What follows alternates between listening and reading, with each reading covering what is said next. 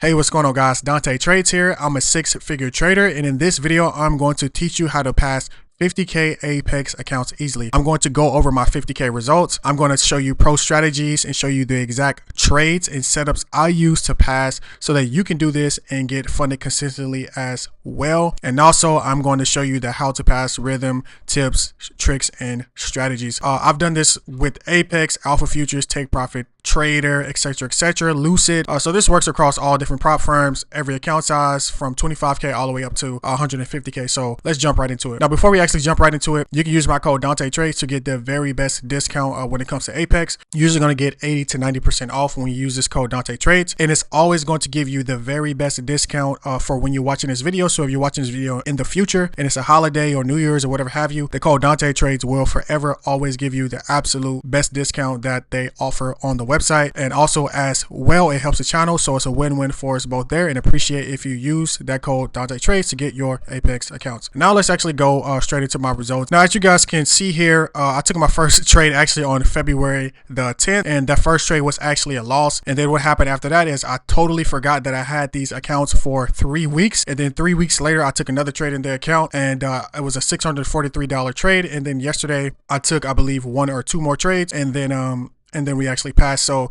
actually I passed this account within 3 trading days. So normally I am going to be passing my accounts within 2 to 3 days here. So this is normally what we see. And then also as well, just to kind of corroborate that, that you can see there. Also you can see inside of my TradeZilla as well yesterday when we went ahead and passed that account. So what I want to do now is I just want to break down to you guys that how do I pass mindset and rhythm. Again, I've been funded multiple 6 figures, everything from 25K accounts all the way up to the biggest 150K accounts from multiple different prop firms. So what I want to do is just show you the overall like mindset and rhythm of how I'm looking at these things. Then we're going to dive really deep into the particular strategies and actual trades that I took to pass this account and how I consistently pass other accounts as well. So normally what I'm looking for is I'm looking to pass in aggressively within 2 to 3 trades.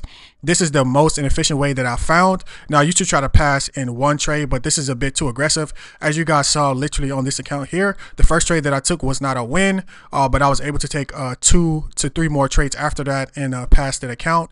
And I actually only, it only took 3 actual trading days to actually pass the account. So again, I just found this to be the best balance of like speed and actual, being aggressive. So that is how I normally like to pass. Now for bigger accounts, like when I'm going for like 150Ks, I try to only pass in like 3 trades max. I don't go under 3 trades, maybe 3 to 4 trades, because those have less drawdown to risk compared to, 25Ks or even 50Ks, right? So it's the same exact situation for 50Ks, which that account was a 50K that you just saw. And then my risk to reward ratio, I'm B or A plus trades, have a very high win rate for me. So this is just what I'm really looking at to pass these accounts. So what is my strategy and how do I consistently pass these prop firms? So I trade volume profile in order flow, and I also trade volume profile in bookmap or volume dots, which we'll talk about here in this video. So what is the volume profile? The volume profile is a tool that shows you exactly where the most trading is happening in the markets.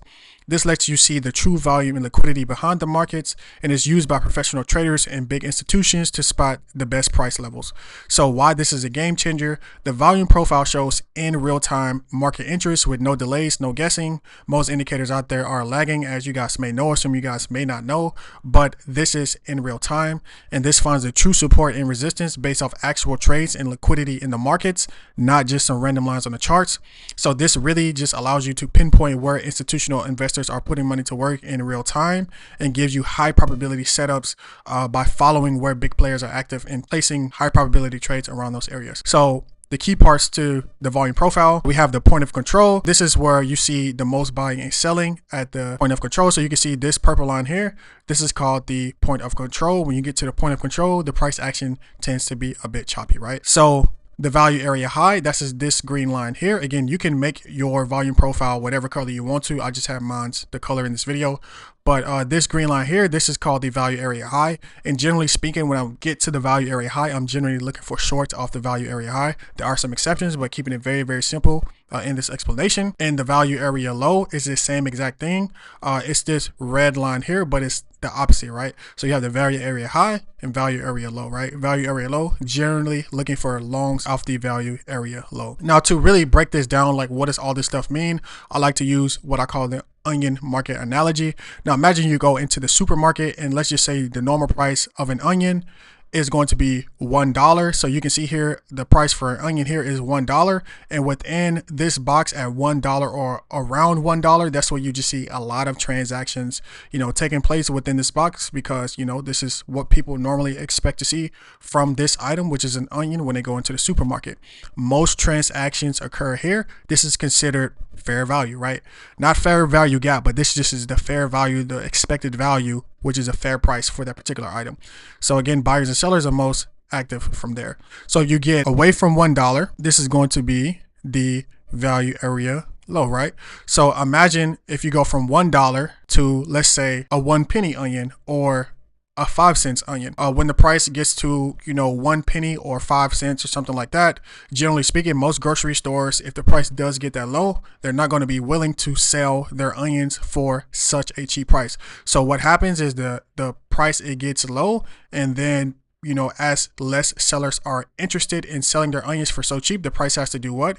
It has to go back up to a reasonable price for the transactions to start to occur again, where buyers and sellers agree is a reasonable price for that particular item, right? So that's why we're generally looking for buying around value area low. So let's just say the same exact thing here for the value area high. Let's just say this represents, let's just say like $20 for one onion, right? I know you're not paying $20 for one onion, right? Nobody's paying $20 for one onion. So what does the price have to do? Again, go back down to a reasonable price, a fair value price of where buyers and sellers agree, where they are willing to pay for that particular item, which in this case is an onion, or you know, whatever asset that you're trading for the, you know, buying and selling to take place. So when we get to the value area highs, generally looking for shorts because that's expensive, and when we get to the value area low, generally looking for longs because that is cheap, right? There are some exceptions, but just keeping it very, very basic for this video. The next thing you want to know about is going to be high volume nodes, and these are other large areas of volume and strong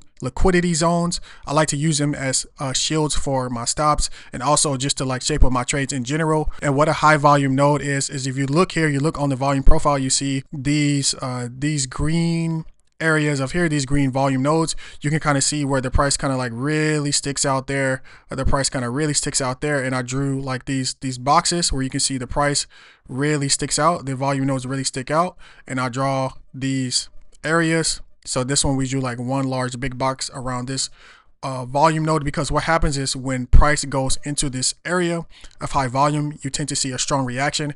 As you can see here, the price, it comes way back up, and then we get inside of this high volume node, and then you see we have a strong reaction because there's tons of liquidity sitting inside of here, and in this case we dump down. So you really want to pay attention to where are the high volume nodes and where are they forming on the charts when it comes to trading volume and volume profile, especially when they are in alignment with other key areas, right? So let's kind of like bring all this together, right? So as you can see here, this was an exact trade that I took to pass my eval. Now, one other thing that I didn't talk about here, and we'll talk about that quickly here, is going to be, you see these dots, you see like these red dots here, you see a green dot here. What do these dots actually mean? So these dots are something called the volume dots, and what they represent is aggressive buying or aggressive selling at key areas, right? So when you see a dot, this means that a market participant came in very aggressively via market orders to either push the price up or push the price down, right? So you can see here we have this tiny red circle here. When the price came above this level, there was no aggressive buyers stepping in here. There was only people willing to aggressively push the price back down, and you can see off that tiny amount of aggressive selling, the price nuked super hard down to the bottom, right? So this just gives us a very strong idea. Again, we come into this box here and look what happens. We have aggressive selling inside of this area, and this just gives us a great idea of like where are buyers and sellers actually stepping into the market and willing to buy aggressively or sell aggressively, because this gives us a very, very strong signal as to what the market participants are doing at key areas and how we can set up trades. So in this case, the reason why I drew this trade setup that I liked here, and this was honestly a B trade, and for me an A trade is going to be 3 or more confluences pointing to the same exact trade idea or trend direction. What do I mean by that? So in this case, we had 2 confluences. We had a gap open right here. A gap open is just a higher time frame level. We gapped down over the weekend, and then also at that gap, which was that higher time frame level that I was watching, we had a a large volume node here. You can see here it was a large shelf of volume, and then you look right on top of that, the volume drops off a cliff. So we have that large volume node that we formed here, and then the volume drops off a cliff, and the only thing that people are doing above this level is what? Aggressively selling, right? So I was looking for the price to retap into this level and go lower. Now if you look here, we actually did get that entry one time there. I put my entry more aggressive at the very opposite edge of this high volume node, which was in confluence with this gap open. The reason why this was a B trade is because we only have 2 confluences in this trade that was telling me to look for a short. And again, the 2 confluences were, we have a high volume node, which is one confluence, and the second confluence was the high volume node was formed on top of a higher time frame key level, which was that gap open there. So that was those 2 confluences that were letting me know to get short inside of this trade, and I was expecting a reaction. And also as well, you can see here, we had aggressive buying into this level. The market tried to push the price up into this level one time, aggressively tries to push the price up. And then as you can see, we sold off aggressively right after that. And we had aggressive selling inside of this area. So I knew there was tons of liquidity sitting inside of here. And also there was only selling happening here, right? So I was looking for this level to act as a level of resistance and push back down, and let's see how that played out. So you guys can see here, I actually have the chart open. We're right here on the market open, and honestly yesterday I don't normally trade the New York session, especially not the first minute of the market open, but we actually had a time change yesterday, so I was a bit confused, but this still worked out even with the time change. But you guys can see right on market open, we tapped exactly into that level. We had aggressive buying on the open. The aggressive buyers were not able to push the price up past that area of high liquidity, and that also that key area, which was that gap open level as well. The price aggressively pushed into that level, and then we aggressively pushed back down exactly like how we saw here, and the price just basically just reversed exactly there, and then we just really had a really strong push down, and then that was my trade, right? That was literally my trade. And these are the same types of setups that we just continue to look for. And then so you guys just can see that I actually did take that trade right off the market open. You guys can see here, we literally got into that trade right off the open. As I told you guys, we took that short here, and then we got out right there and passed the account. I'm able to do this and pass these accounts very consistently using these strategies with a 1-to-1 risk to reward ratio, and just pass these accounts. So hopefully you guys enjoyed this. If you did, like, subscribe, do all the things.